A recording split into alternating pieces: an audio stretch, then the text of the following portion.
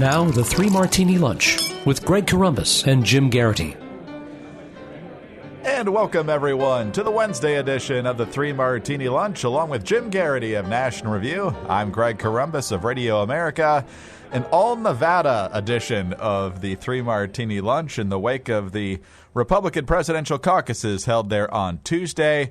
We're pretty sure we've either got two bads and a crazy or one bad and two crazies, but we'll let you figure that out as we go along the way. The first one is simply the results from last night. Without any interpretation needed from experts, Donald Trump scored a huge win in Nevada. Huge, you might say. Up near 46% in this five-man race. Then Marco Rubio was a distant second, about 20 points behind, and Ted Cruz in third place, about 3 points behind that. Ben Carson finishes a very distant fourth. John Kasich a very distant fifth.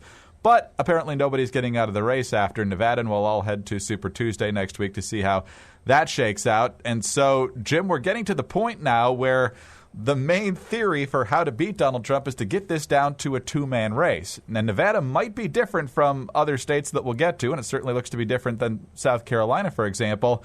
But when the front runner in a five-man field gets 46%, if you can get three other people to drop out, it's hard to see how at least 5% of those people don't end up with him. Yeah, the margin for error amongst the non-Trump candidates is getting smaller and smaller. What's intriguing about this is, there's a rather amusing post in the corner where they say, look, this is Nevada. This is a state where Trump is a major employer. This is a state that was built on glitz and glamour and, legalized prostitution and, all the kind of not so savory and sleazy aspects of the entertainment life that go with the reputation of Las Vegas. Also Area 51. On the one hand, you might say, oh, this is Trump's state. This is a state Trump is supposed to do really well on. Nobody should be surprised by this. Okay, except Trump's rivals weren't emphasizing this heading into this. Two, if you can win Nevada and South Carolina, there's a range to Trump's appeal here, and it's kind of hard to hand-wave away this one. I made this argument with Bush, and while you're still seeing some polls that indicate in a one-on-one contest Cruz can win, on a one-on-one contest Rubio can win, guys, you can't take this for granted. And the more these guys get negative with each other, the more these guys get nasty with each other, the more likely it is that if you're a Rubio supporter and it comes down to Trump and Cruz, maybe you stay home, or maybe you don't feel a lot motivated to help Ted Cruz, and vice versa for these candidates. It's strange. The win in South Carolina should have been a big deal, but this morning it feels like there's been an earthquake. And a lot of people who I've encountered, Greg, who are like, Republicans aren't going to nominate Trump. Come on. It's, people are going to wake up. They're going to watch. This is just the first couple. There are people I think were in denial. And I'd like to think if winning three of the first four doesn't blow up your state of denial, I don't know what it would take, Greg. As Marco Rubio might say, we need to dispel with this notion that Donald Trump can't be the nominee. Yeah, there you go. We need to we need to dispel it, or we need to dispense with it. But Exactly. We do not to dispel with it, for whatever which you keep saying. Oh, amazing. And you know what also leads to more winning is winning. It's just they build one after the other here. And even in another bizarre headbang against the desk caucus state where 70,000 Republicans in a state the size of Nevada is considered a fabulous record turnout, when you look at a smaller state like New Hampshire where Trump alone in New Hampshire got more votes than everybody who showed up for these caucuses, and there were problems with enough ballots and all this stuff and just general chaos, which might be one of the reasons at 3:30 in the morning you still had less than 50% of the vote counted on the East Coast, but still that's pretty pathetic. On the one hand, you've been hearing people had real problems in this caucus in 2012, and they swore to us that it was going to be better, that it was going to be more smoothly running, and they did, they counted it relatively quickly by Nevada time. If you're on the East Coast, it's tough, but there were still anecdotes of people getting more than one ballot, confusion at some polling places. One of our correspondents took a picture of a vote counter, Greg, who was wearing a Make America Great Again hat and a Trump T-shirt. If you're not a Trump fan, does that unnerve you, right? Does that look bad? For obvious reasons. People, would like to think the people who are counting the votes are as neutral, or at the very least not as overtly in favor of one candidate as we saw, at least in that particular example. Well, if he's the only one counting the votes, that would definitely be a little bit unnerving if you're for one of the other candidates. But let's move on to... Whoops, I dropped that ballot.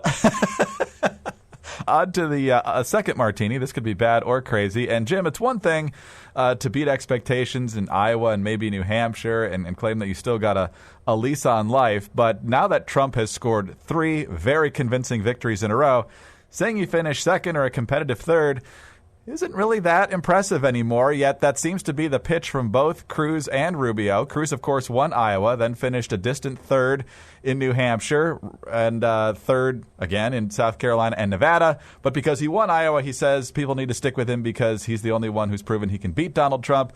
Marco Rubio's finished second in the last 2, so he claims he's had momentum, but he's effectively 0 for 4, and the 2 times he's been in second place, he hasn't been that close to first place. And he says he's the only one who could take down Donald Trump, and that finishing second again is a huge moral victory for him. But moral victories don't win delegates, and they don't win nominations, and these guys need to come up with different talking points because getting shellacked 3 states in a row isn't getting the job done. Greg, which football coach foresaw this scenario and gave us the necessary advice? Herm Edwards. Yeah. You play to win the game. You don't play it to just play it. And as I somewhere have saved the entire monologue. It's so perfect. It says so much about football and life and all that stuff. It's a longer version of do or do not. There is no try. This whole conversation has me very disturbed. The idea that any of these guys think that they're going to get the nomination by racking up enough second-place victories and enough third-place, it's a really close third and all that stuff. Look, we said in the previous Martini, this was always going to be a tough state for Trump opponents. But having said that, good heavens, you got to win somewhere. And yes, it's great that, Rubio's come in second, the last 2 times. And it sounds like he's closing very well. And it sounds like the last couple of days, people really gravitate to him. But he's got to win a primary at some point. And at this point, you're kind of left questioning, where is that going to be? We haven't had polling in Florida in a while, but the last 3 had Trump ahead, right? Where does Rubio win a state? It's a tough question that's going to dog the Rubio campaign until he goes out and wins a state. Yeah, absolutely correct. And, it's one thing to finish second many times, but that's only effective if the same person doesn't keep finishing first. Yeah, and let's face it, these second-place finishes aren't exactly close. No. If you doubled Rubio's level of support, he would have just edged out Trump. Yes, and I believe at this point Rubio and Cruz have the exact same number of delegates, yet both sides are going, it's obvious that you need to drop out. Yeah, the AP count I was looking at had Cruz with 1 more delegate than the other.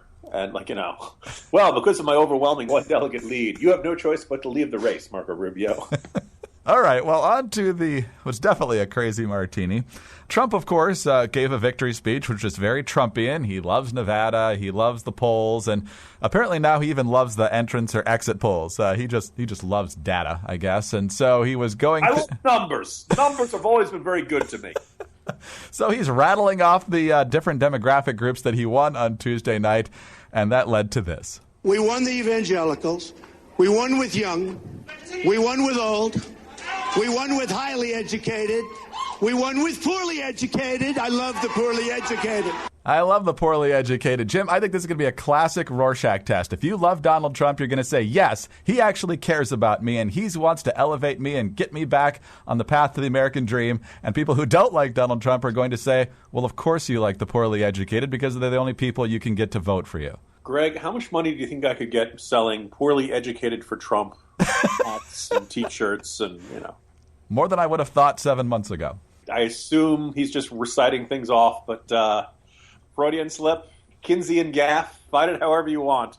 Indeed, Donald, indeed. Well, Jim, Super Tuesday, I think there's 14 states on the line in a week, and of course we've got South Carolina for the Democrats on Saturday, and which I'm sure the media will once again declare that this is over on the Democratic side. But gear up, people. The national race begins now. And out of 14 states, we'll see how many Trump takes. My guess is it's double figures at this point, wouldn't you assume? Yeah, Nevada has voted, but look, that doesn't mean we're done with desert landscapes because next week is Thunderdome. Jim, we'll talk to you again tomorrow. Have a good one.